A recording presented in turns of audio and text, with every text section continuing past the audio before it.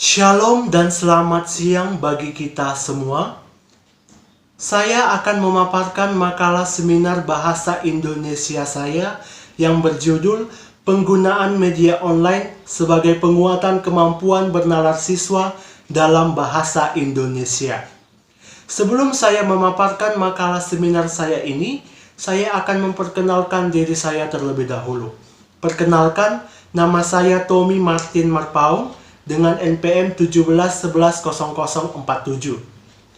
Saya berterima kasih kepada Bapak Ronald Hasibuan selaku dosen pengampu mata kuliah seminar bahasa Indonesia yang telah memberikan saya tugas untuk mempresentasikan makalah seminar dari judul yang sudah di-ACC atau disetujui. Poin-poin yang terdapat di dalam makalah seminar bahasa Indonesia saya yaitu yang pertama pengantar, yang kedua pembahasan. Di dalam pembahasan akan saya paparkan yang pertama kemampuan bernalar dan yang kedua penggunaan media online sebagai penguatan kemampuan bernalar siswa dan dampak penggunaan media online. Di dalam penggunaan media online dan dampak media online ini, saya akan paparkan yang pertama penggunaan media online, yang kedua dampak media online, yang ketiga media online di dunia pendidikan, yang keempat cara memanfaatkan media online, yang kelima pemanfaatan media online dalam proses belajar, dan yang terakhir analisis dari penggunaan media online sebagai penguatan kemampuan bernalar siswa dalam bahasa Indonesia. Perkembangan media online membuat kinerja menjadi lebih cepat, tepat, dan akurat, sehingga dapat meningkatkan produktivitas yang dihasilkan. Media online yang sering digunakan oleh berbagai kalangan masyarakat seperti aplikasi Facebook, aplikasi Twitter, aplikasi Instagram, aplikasi WA atau WhatsApp, dan masih banyak lagi media online yang sering digunakan oleh berbagai masyarakat. Kemampuan bernalar.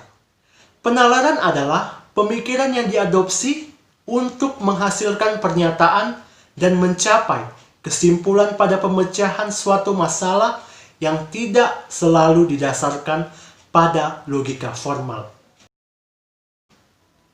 Yang selanjutnya adalah jenis-jenis kemampuan bernalar. Jenis-jenis kemampuan bernalar ada dua. Yang pertama, penalaran induktif, yaitu penarikan kesimpulan yang bersifat khusus atau umum. Yang kedua, penalaran deduktif, yaitu proses penalaran yang menerapkan hal-hal yang umum terlebih untuk seterusnya dihubungkan pada bagian-bagian yang khusus. Yang selanjutnya adalah penggunaan media online dan dampak media online sebagai penguatan kemampuan bernalar siswa dalam bahasa Indonesia. Yang pertama yang akan saya paparkan, yang pertama penggunaan media online. Penggunaan media online tidak hanya digunakan oleh satu kalangan saja, tetapi banyak kalangan yang menggunakan media online. Yang pertama, penggunaan media online di kalangan pemerintah. Penggunaan media online di kalangan pemerintahan yaitu untuk menginformasikan kebijakan-kebijakan yang berlaku di suatu negara. Yang kedua, oleh pebisnis, yaitu untuk mempromosikan produk-produk yang akan dijual. Yang ketiga, politik, yaitu untuk menginformasikan mengenai pemilu yang sedang berlangsung di suatu negara atau suatu daerah. Dan yang terakhir, penggunaan media online di kalangan pelajar, yaitu untuk mendapatkan informasi mengenai materi-materi yang akan diajarkan oleh seorang guru atau mencari informasi mengenai materi yang telah diajarkan oleh seorang guru. Yang selanjutnya yang akan saya paparkan yaitu dampak media online. Dampak media online ada dua. Yang pertama dampak positif dan yang terakhir dampak negatif. Dampak positif dari penggunaan media online ini yaitu menjalin silaturahmi antara keluarga atau saudara yang jauh. Yang kedua sebagai sumber belajar dan mengajar. Yang ketiga menyediakan penyebaran informasi. Dan yang terakhir memperluas jaringan pertemanan. Yang kedua, dampak negatif. Dampak negatif dalam penggunaan media online ini, yang pertama, disparitas. Disparitas yaitu perbedaan atau kesenjangan. Yang kedua, kesehatan fisik dan mental yang terjadi di kalangan masyarakat bila secara terus-menerus menggunakan media online. Yang ketiga, ketergantungan. Dan yang terakhir, tidak bisa mengontrol diri. Yang selanjutnya yang akan saya paparkan yaitu media online dalam dunia pendidikan. Media online adalah sebuah media yang isinya diciptakan dan didistribusikan melalui sebuah interaksi sosial. Yang selanjutnya, pemanfaatan media online dalam proses belajar dan mengajar. Proses belajar merupakan sebuah proses penyampaian informasi, ilmu pengetahuan, dan informasi yang secara formal dan informal yang sering terjadi di sekeliling kita. Pemanfaatan media online dalam proses belajar dan mengajar yaitu seperti melakukan proses belajar dan mengajar di rumah melalui media online seperti Google Classroom, Google Meet, WA Group, dan masih banyak lagi wadah untuk melakukan proses belajar dan mengajar di rumah. Apalagi di masa pandemi sekarang ini, seluruh pelajar diwajibkan untuk belajar dari rumah. Sehingga penggunaan media online ini sangat dibutuhkan oleh kalangan pelajar dan guru. Selanjutnya saya akan memaparkan yaitu analisis dari makalah seminar bahasa Indonesia saya, yaitu hasil penelitian terhadap penggunaan media online sebagai penguatan kemampuan bernalar siswa dalam bahasa Indonesia, yaitu sebagai berikut. Yang pertama, pada saat saya menginformasikan kepada peserta didik untuk mengumpulkan tugas. Kalimatnya yaitu, "Selamat pagi anak-anak Sir, kami memberitahukan kepada anak-anak bahwasanya besok adalah jadwal pengumpulan tugas kita."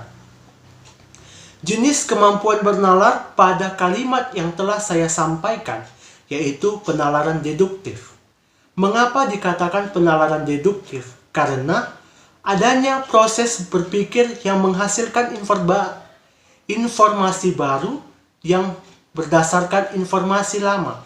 Informasinya yaitu mengumpulkan tugas ke sekolah.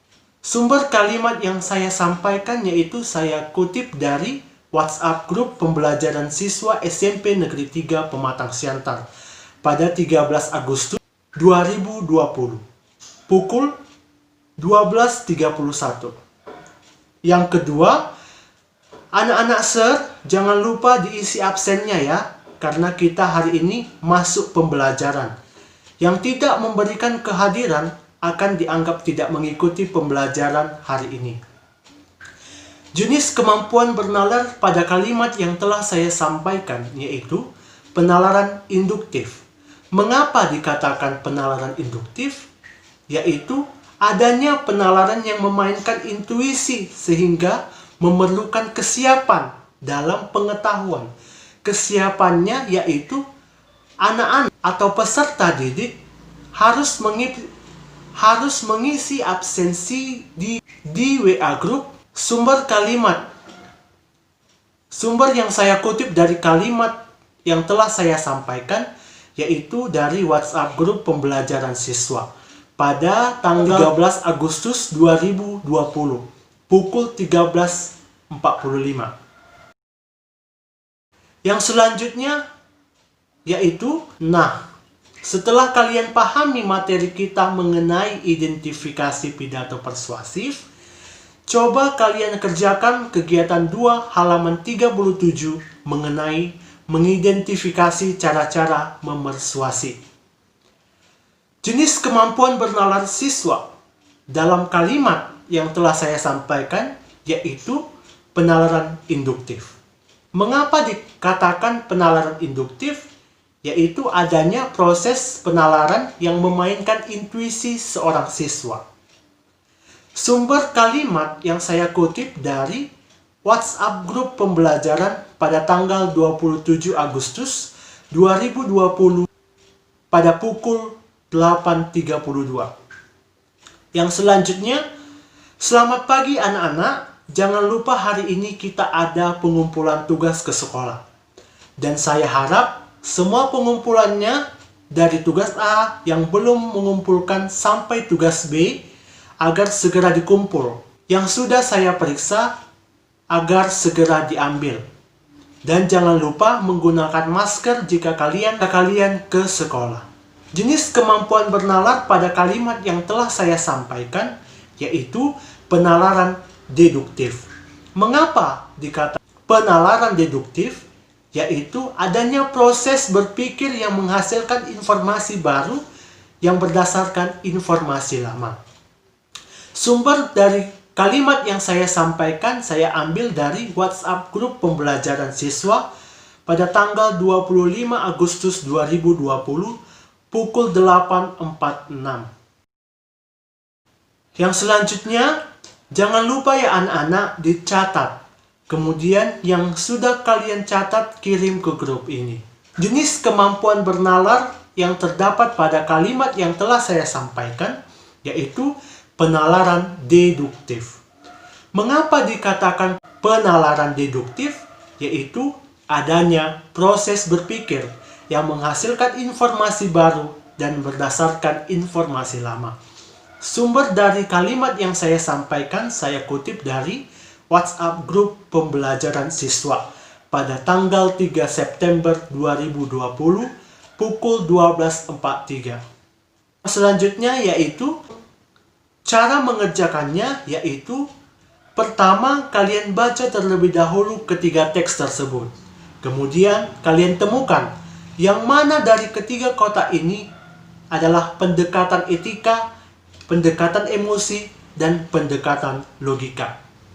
Jenis kemampuan bernalar pada kalimat yang setelah saya sampaikan yaitu penalaran induktif, yaitu adanya proses penalaran yang memainkan intuisi sehingga memerlukan kesiapan dalam pengetahuannya.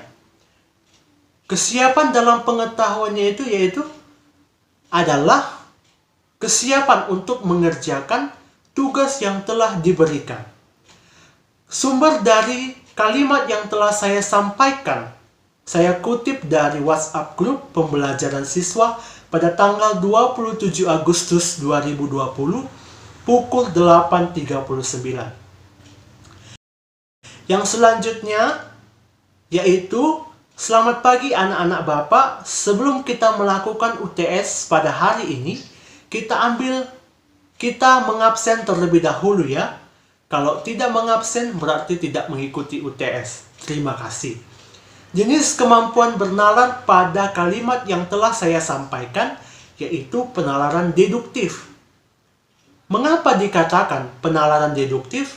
Yaitu adanya proses berpikir yang menghasilkan informasi baru yang berdasarkan informasi lama.